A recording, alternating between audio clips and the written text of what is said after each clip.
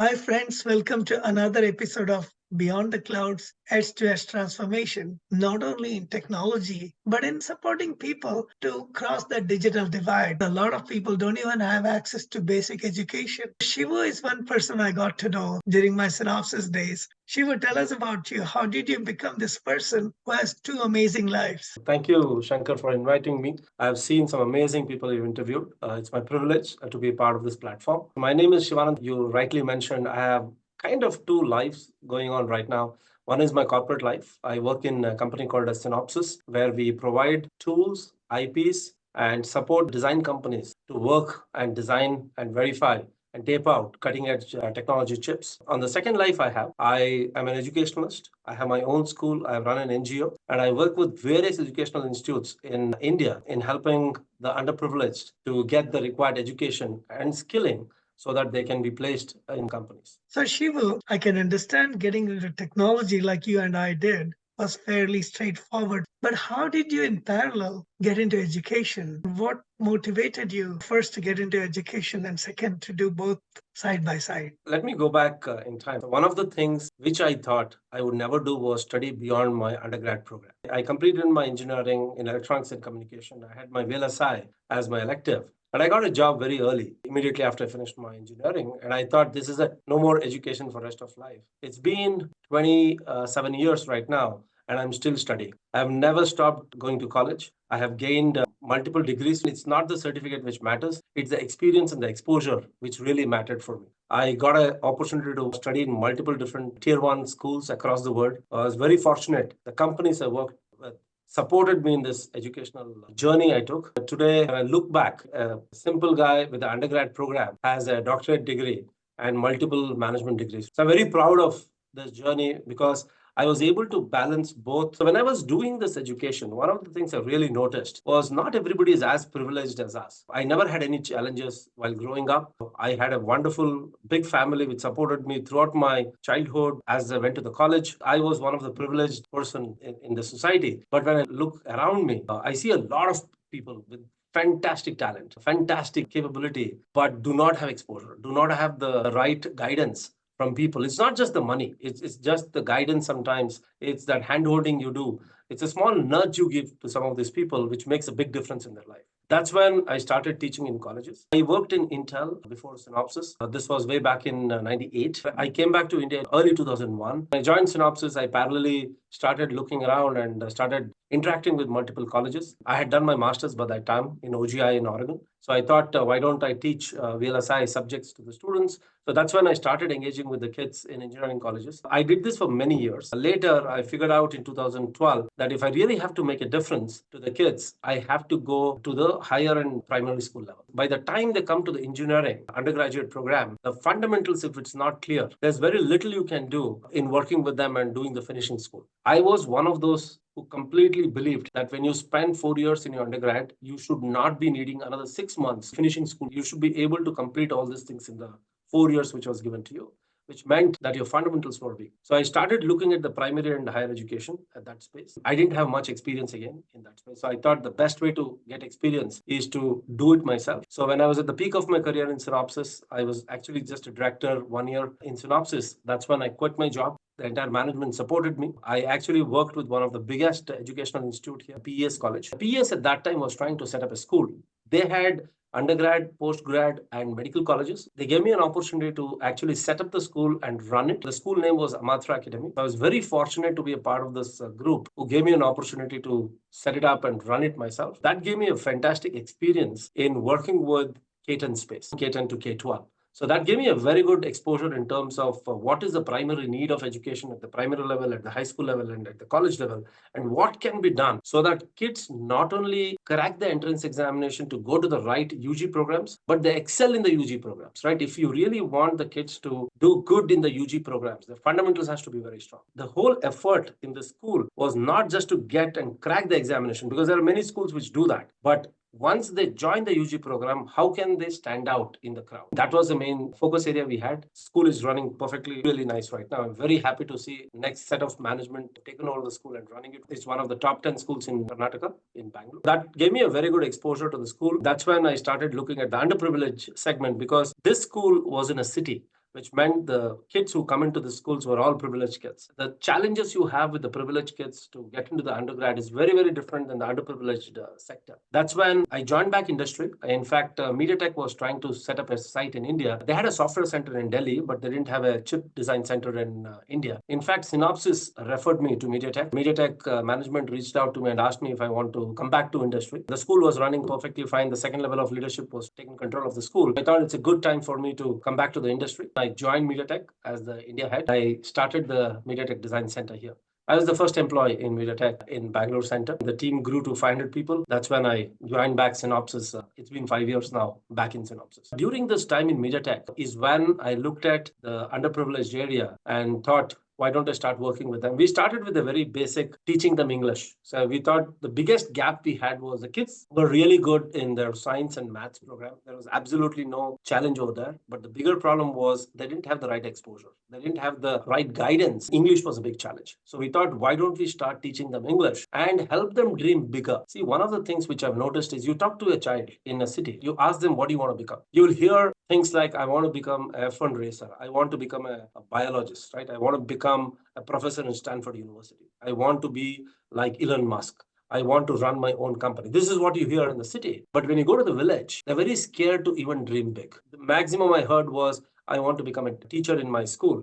I want to be a police constable or inspector in the village they were a part of. Nobody told me that I want to be an engineer or I want to start a company which will give thousands of jobs to India. So I started looking back and trying to understand, why is this? It all came down to the exposure they had, the experiences they had. They never were exposed to people who had done it. The only way to motivate kids in the rural village is to put them in front of people who have done it, show them that irrespective of the background, the system gives you enough opportunities for you to excel in the areas which you're passionate. That was the goal with which we started our NGO. The name of our NGO is called Belakoo. Belakoo is what you see behind me. Belakoo in our local language, Kannada, means light. The idea was to give light to the students, put them in the right path. That was our motivation with which we started. It's a weekend program. All our kids go to government school or small private schools. We take them on the weekend and work with them on giving them the right life skills, which is required for them to excel in that K-12 space. We also help them with any educational assistance they need. If they need help in any specific subject, we tie them up with the tutors. We give them books. We give them the required guides. We even give them the tablets when required. We have given them access to all the different technologies which is available so that they can access these technologies, get the right exposure for them to excel in the K-12 space. It's been a fantastic 7 years. Me and my partner, Smita Hemmige, who's a CMO in a company called as Answer, work with these kids. And today we have 3 campuses. Very happy to see the smiling faces. So one of the first campus, we have today 175 kids. We adopted a village next to it. We have around 75 kids there. And started a third campus above my house. We have around 50 kids over there. Just 2 days back, we opened another campus in northern part of Bangalore. We just got 18 kids, the first class. I'm sure we'll get more than 100 kids in the next coming weeks. The focus and effort has been same across the different campuses. We focus on the STEAM program. Through Belakoo, we've been able to connect with like-minded people who volunteer with us and be a part of this education. That's been my journey on the nonprofit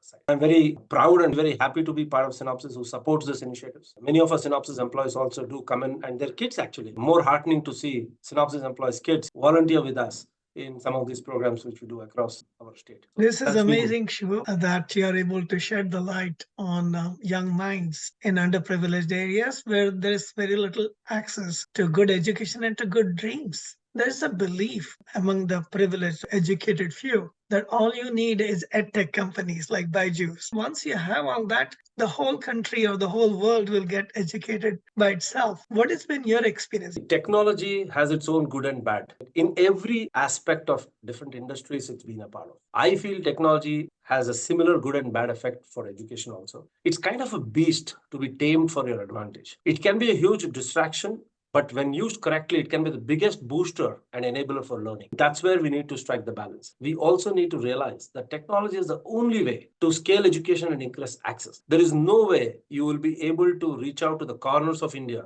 with the best teachers available in all the centers. I am very lucky to have mentors, my friends, family, come in and work with us in Belakoo.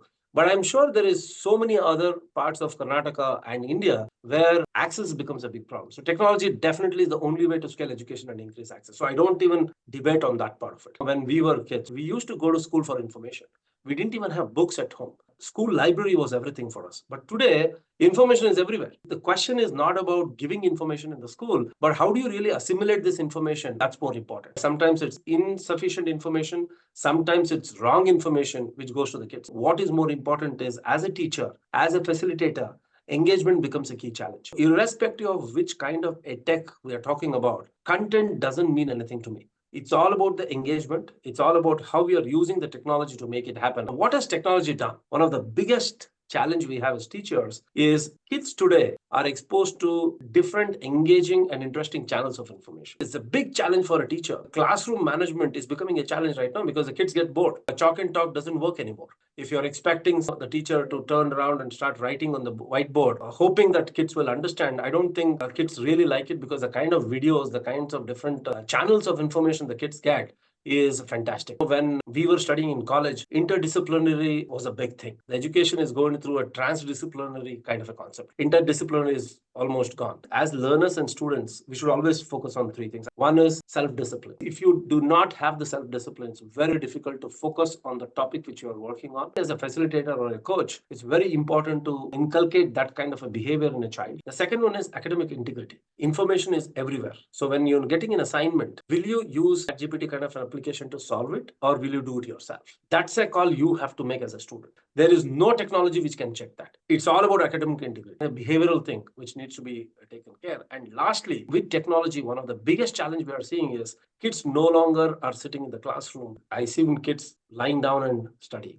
I've seen kids sitting in a wrong posture and actually attending classes. So self-care suddenly becomes a very important thing, which used to be a big problem for working professionals. Today, kids have to worry about this. It's high time we start looking beyond learning ability and start developing the learning agility in the child. That's where we need to make the right transition today. Thanks a lot, Shivu. One thing I find interesting about Belakoo, a lot of educational institutions, especially for rural or underprivileged education, focus only on STEM. That's where the jobs seem to be. What inspired you to bring in the arts part of STEAM? What specific arts do you look into? And how has it helped your students? In India, honestly speaking, STEM education has not been a big challenge for us. We have embraced science and maths from day one. I don't think any child will hear, I don't want to do science or I don't want to do maths here, right? I mean, that STEM has never been a challenge in India. What has happened is there is a huge influence of the West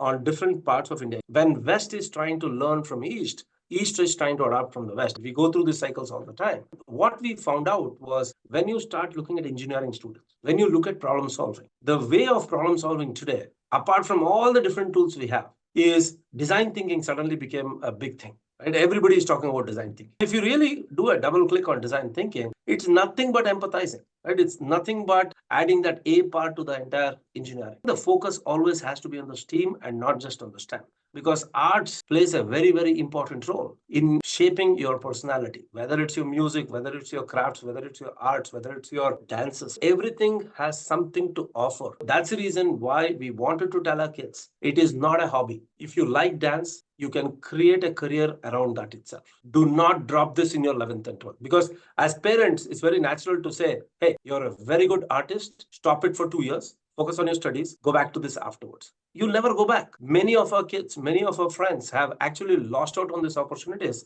because somebody misguided them and told them you cannot succeed in these different fields. Everybody has some ability. Everybody has some motivation, but the opportunity part is missing. When you have this motivation, ability, and opportunity together, that's where the success comes. Ability is never the question. It's about the motivation and the opportunity. As a focus on the STEAM, we want to motivate kids. and make them do what they're good at, to follow their passion. At the same time, we want to let them know where this passion will lead them. One child came to me, very privileged child, came to me and said, my mom wants me to drop arts. She wants me to focus on science. I said, what do you like? The child told me, I like arts and chemistry. I'm asked to drop arts right now because my mom wants me to study chemistry. I didn't have an answer to this child. I told, give me a day's time. I'll get back to you and find out a career which will actually give you good success. Success is nothing to do with the money. It's to do with you have an ability, you have an opportunity, and if you're motivated to do it, nothing like it, right? That's the best success you can have. I wanted to find a career which will make this child successful. I did some research. I was very glad to find actually something very close to what he wanted to do. And you'll be surprised. In Europe, there is a huge demand for someone with a major in chemistry and minor in arts, or major in arts and chemistry, mainly for the museums, painting curators. You need someone with both chemistry and arts knowledge. It was very interesting to see that there is actually a degree in London which actually gives an opportunity to go in that direction. So I told this child that you don't have to drop anything. You can just continue with the minor option. The child is doing that right now. Very happy doing it because there's so many opportunities the child has found. That's where the opportunity comes into picture. That's the reason why I feel A is very important in this whole equation of STEM. That's amazing to be able to amalgamate science side as well as the art side because we need both. One of the things you said earlier, which is that scaling up is not easy when it's face to face and technology can scale up. There's a need to scale up even face to face efforts. The world has so many people, including India has 1.4 billion people, most of who don't end up in college. What can we do to support you in scaling up what you're doing at Belakoo? We all have recognized that technology is omnipresent. Knowledge is democratic, which means we got it all around us and we have 24/7 access to information. If each one of our employees of Synopsys or anybody in the Silicon Valley, if they identify this and work with any school nearby, I'm not even saying come and be a part of Belakoo. Be a part of some school, given that 1 or 2 hours per week, and see the difference you can make in a child. You need to see it yourself to understand the impact you can make on a particular person. You'll be amazed with the result you will see. You might not get a thank you right away. Trust me, 5 years down the line, you will have a note in your mailbox or an email from this child where you just had a 1 hour discussion with this child and actually the dreams were found based on your discussion with this child. The child got this confidence because of your talk. That's the reason why I encourage people to be a part of this impact. Irrespective of where you are, please be a part of this. Any NGOs which is close by, work with education, school education, whichever you're passionate, right? You might be passionate working on natural disasters, for example. You might be passionate about sustainability. You might be passionate about rural education. You might be passionate about tribal education. Wherever you think you can make a difference, please be a part of those NGOs. I'm sure you'll find a number of NGOs around you who will be looking out for volunteers. It's never the money which the NGOs want. It's the right people with the right passion who wants to be a part of this NGO to make a difference. When more people come into the NGO, the whole impact multiplies in numbers. That's exactly what we want to see. So that's the call for action I have for all the people who are listening and also your kids who want to be a part of this journey. Thank you for sharing that, Shivoo. One of my favorite philosophy of Japan is Ikigai. If you really look at Ikigai, it basically talks about the same 3 circles. When you have something, what you love and what pays well and what you're good at, you're very successful if you get all these 3 intersections in your life. Sometimes you get these 2 intersections of 2 circles, which is perfectly fine. You can always strive for the other one. I feel if it is something is worth doing, it is definitely worth doing well. So without your hard work, without that passion, I don't think anything will fructify in your life. It's a good opportunity for all of us to understand that we really need to do what we love. We will end up in a better place if we continue in that. I totally, wholeheartedly agree with you. One of the challenges I've seen as I was traveling through India, there are these very lucrative MNC jobs, as they call multinational corporations. Most of them are in the area of information technology, computer technology, and now artificial intelligence. So naturally, a lot of people will gravitate towards those jobs because they pay good money. A lot of these people may never work in any other field once they are in that. The country needs many more things. How can you help students find that balance between the money versus the ikigai? People get motivated by the stories they hear around them. I've been a throughout engineer. I've never lost focus on my engineering field. I've always tried to be up to date on technologies. I have done n number of courses which is required for my professional growth. Recently, I did an AI course with IIT Mumbai, which is required for me to drive it. Because end of the day, when you are heading your R&D team, if you are not 10 steps ahead of the curve, if you're not at the far end of the technology, you will never catch up. You will never be able to figure out what's going to hit you next. I'm in the team of GenAI in Synopsys right now. Again, GenAI was completely foreign to me. Whenever there is a technology shift, that's the best time to enter because you can learn a lot. That's when you actually have to insert yourself. If you put in the right effort, you can actually ride the wave. I always tell engineers, never lose focus on what you're supposed to do. That's your primary 10 to 12 hours of your day. Don't lose focus on that part of it. At the same time, you need something which satisfies your heart. Your job might satisfy your mind and take care of everything else around it. Some of us are very lucky to have that in our job itself. I'm very happy to be a part of Synopsys, which gives me enough opportunities to satisfy my heart itself. I can say my heart is bigger. I have more things I want to achieve. When I work on other things, it gives me that satisfaction. But I might not have the right skill. If you don't upskill yourself in those areas, there is no way you will be able to make that contribution. When I figured out that education is my passion, I had to go deeper into education. My PhD actually is in education. I actually entered the area of education very deeply, understand what is the pedagogy of teaching, what is the pedagogy of learning, what does it take, how do you compare your passion towards the student outcome. Just because you have good teachers, can you really say that you'll get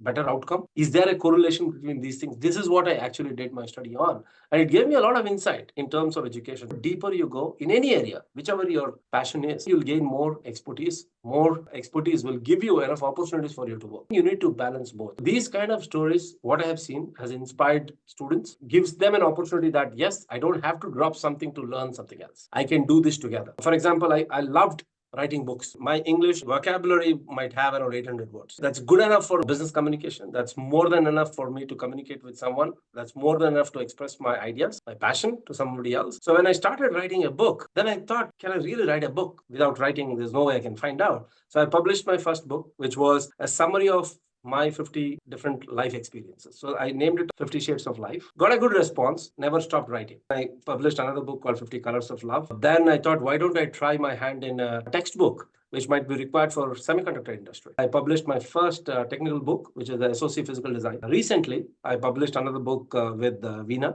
my co-author, on system on chip architecture. I'm working on 3 more books right now, which is going to come in the next 2 years. I'm writing a book on management, a first-time manager's handbook. I know there are many handbooks which is available. Each one of us have a different way of saying the same thing. I'm hoping that will resonate with a few new managers. A lot of things have changed as a manager. The kind of skills which is required for a manager is very different than what was required 25 years back and what is required right now. I'm writing that book right now with a friend of mine who's a CMO in a company. Her name is Shilpa Vishwanath. So I partnered with her and writing that book. So there are many books which I'm writing right now. I'm hoping that journey doesn't end. So I've never left my passion. Right? Whatever I wanted to do with my job, I've been able to manage it. And you'll be very surprised. I even acted last year. It was one of the big movie in Kannada industry. I was very fortunate to be a part of this team. I've never done theater in my life. I used to get stage fear when I go to the stage and talk in front of people. I thought the best way to actually face my fear was to actually do it myself. I did a movie and it's on Amazon. I was very surprised with the results I got and the responses I got. I'm very thankful for that. It's all about how you balance it, how you're able to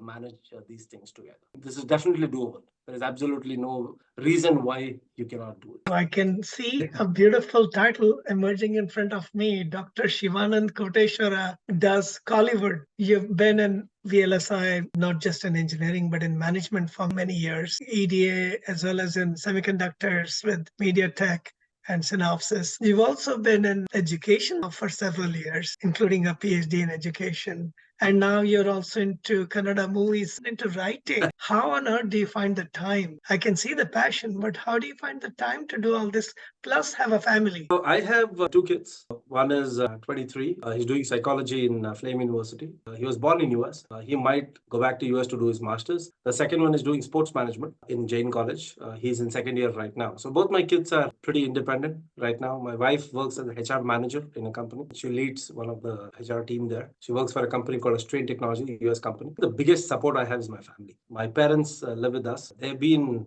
a biggest support for me, my wife, and my kids. I have an extended family. I grew up in a joint family. So we had like 15 people in my house when I grew up. My sister stays 2 houses next to mine. Other sister stays very close by. Even if we have a small get together in my house, you will end up with 80 people. It's the family fabric we have. My aunts are like my moms. Cousins are my brothers and sisters. It makes a huge difference. The kids also find an ecosystem which helps them be focused and have support from the entire family.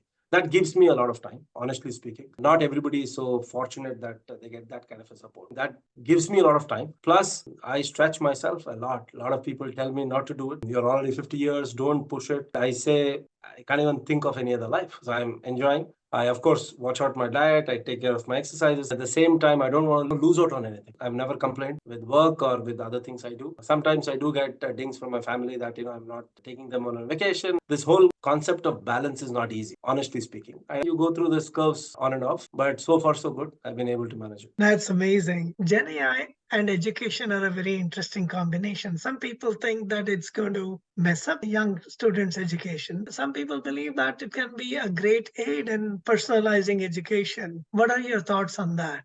I recently saw a Gartner picture of hype cycle, like any other technology. If you really look at the expectations and the time, it goes through that initial phase of innovation and peak. It goes through this whole trough of disillusionment in terms of what to expect from this technology. Slowly, it gets into the enlightenment state and the productivity stage. That's so true for AI, Gen AI, and education. There is an inflated expectations in terms of what all it can do. Somebody told that you have 98% correct answers from ChatGPT. Suddenly, within a week, I heard that you are 55%. So there is a trough of disillusionment going on right now. It will go back up and we'll reach a stage where it will plateau. That's where maximum productivity will come. Earlier, it will always start with Gen AI technologies, will always be very assistive in nature, and eventually it will get into the generative stage. Right now, we are in the assistive stage. In the assistive stage, you can argue and debate that it is doing plus or minus. The moment you look at Gen AI in the generative stage, that's where you'll see the bigger value. As a company also in Synopsys, if you really look at our Gen AI journey, we've had some recent announcements in the company. If you read it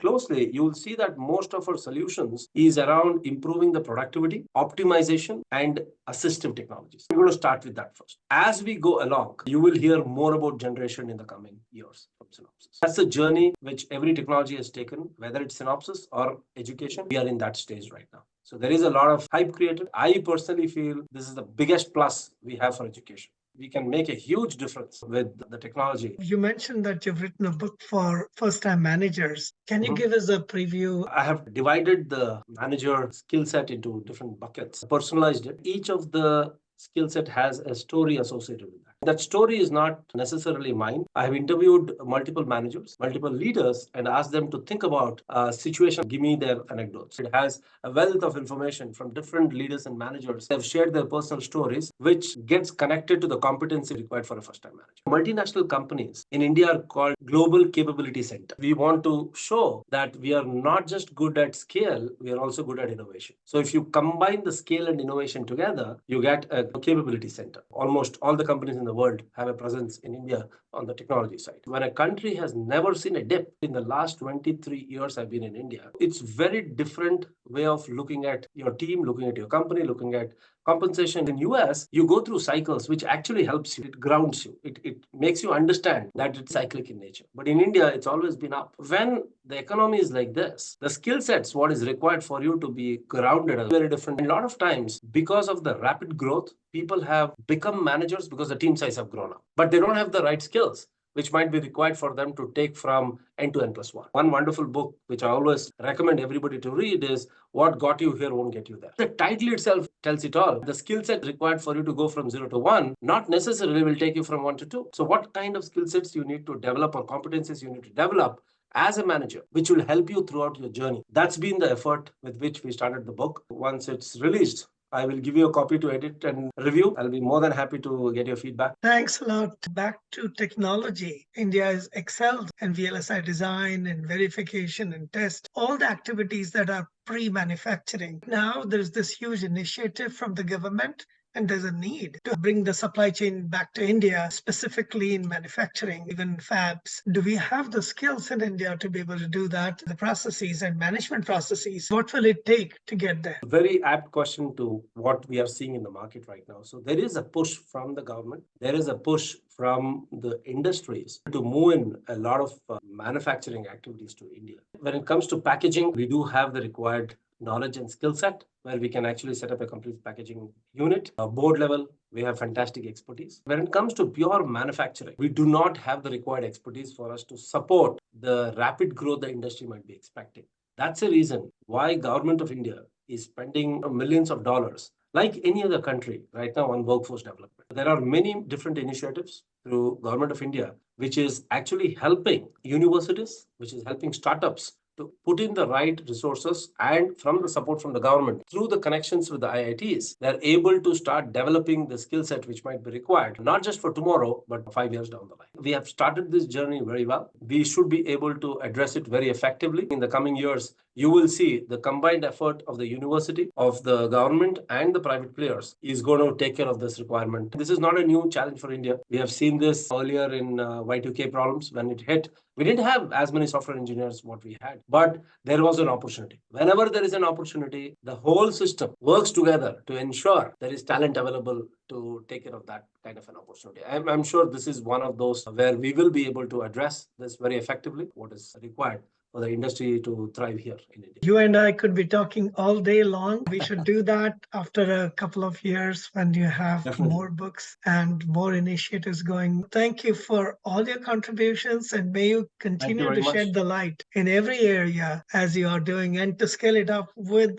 the community, with your friends and family, as well as a broader community. If there are ways in which we can support directly, please send us the links so that I can add it along with this talk. And to people Definitely. out there, I'm always looking for what's happening around the world. What are the challenges that your community is facing? What is the new world that we are all trying to create? Are there challenges along the way? So please come forward. I would love to hear from you. Shivoo, it's always a joy to talk to you. This is the first time we had a Same here. one-on-one conversation, and I'm grateful. Thank you. Thanks a lot, Shankar. You're doing a wonderful job connecting a lot of different people onto the same platform.